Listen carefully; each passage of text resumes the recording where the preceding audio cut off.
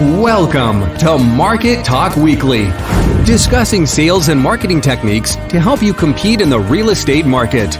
We're here week after week to educate, inform, and encourage real estate professionals.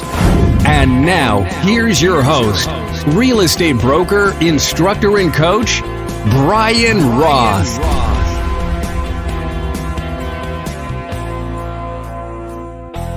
I want to start this episode by thanking Chris Davies with Pro Voice USA. If you've been listening to this podcast for a while, you'll notice that we got a new intro and a new exit. I was teaching a class the other day, and one of the students, Nicholas Maxwell, new real estate agent, thought he had the wrong podcast when he was listening. He had to double check.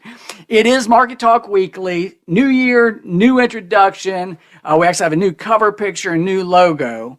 But man, Chris did such an amazing job, and I just want to give him a shout out. If you have a project coming up and you need voiceover talent or you need someone to do some audio production, I recommend Chris Davies with Pro Voice USA. You can visit his website at provoiceusa.com. Again, it's provoiceusa.com to learn more about his voiceover and audio production services. Okay, so let's get to this week's episode. If you're a new real estate agent, you may be struggling with knowing exactly what you should be doing to build your business. Or you may be someone who's been at it for years and you find yourself stagnant or just stuck and unsure about what you should do to generate business. So let me start by saying this. Every single day, you should be prospecting or focusing on business generating methods such as farming and sphere of influence to find people who want to buy and sell real estate. Now, that might sound pretty basic, and you might be saying, yeah, no kidding. At which I'd say, if you are indeed doing this and doing it consistently, you're on the right path. You know, when I started out as a real estate agent, I went into the office 3 times a week, every week, spent every day prospecting and building my business. But I'm going to be honest, after like 4 months and no contracts, I started getting discouraged. And so I asked my broker what I needed to do. And he just simply said, keep doing exactly what you're doing and the business will come. And that's what I want to tell you. Just keep doing what you're doing every day, being consistent, and the business will come. So when I'm talking about prospecting, I think we should define what prospecting is first. Prospecting or business generating is searching for and finding people who need your help now and in the future.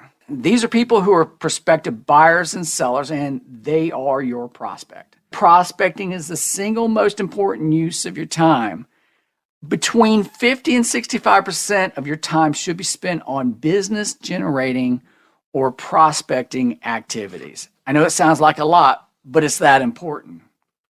Now, there are 5 methods for reaching prospects, and with each one comes its own opportunities and challenges.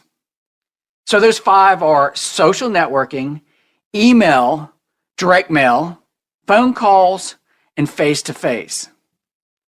Now, we all know one of the easiest methods is social media, and you want to be careful that you don't get caught up in this method and spend most of your time and energy here. But at the same time, you definitely want to take advantage of social media. Then you've got emailing and phone calls, and they could be a bit more challenging.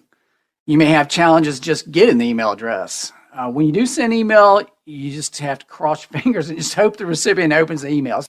As far as phone calls go, much more effective because you're getting direct contact, but the challenge might be overcoming your own hang up about making cold calls. And then the last method is face-to-face, and by far of all the methods, this is the most effective one. And really, the goal of all the other methods is to get that face-to-face with the potential prospect.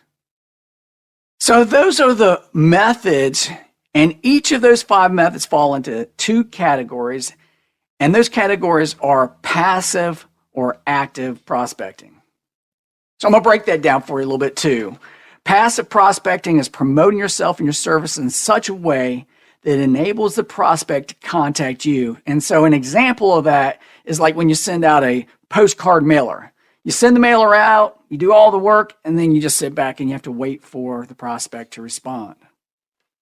And then you've got active prospecting, and it's proactively calling, visiting, and initiating conversations with people, offering your services and asking for business referrals. And an example of active prospecting would be calling people who are trying to sell their home on their own. You're making direct contact with them. One thing to remember when it comes to prospecting, there are going to be times you'll be actively pushing your services, and then there are times you're going to be building relationships. And the latter is what you're going to be spending a great deal of your time on, producing future return. An example of active prospecting with a focus on building relationships, you could fill small bags with treats along with your business card, and then you start visiting area businesses to introduce yourself. Now, most people are going to be much more open to you if you come bearing gifts. When you do this, make it all about them. Ask open-ended questions to prompt people to talk about themselves so that you can get to know them.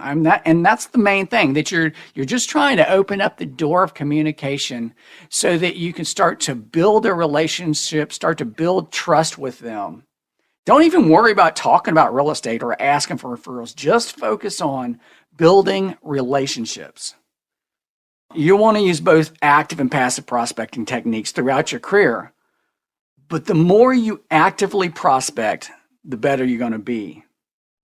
And if you've listened to my other episodes, you may be getting tired of hearing this, but stop thinking of yourself as a salesperson and just focus on building relationships and helping people meet their real estate goals. Thanks for listening to another episode of Market Talk Weekly. Visit our website at markettalkweekly.com for more real estate resources. And as always, don't forget to subscribe so you don't miss a single episode of Market Talk Weekly.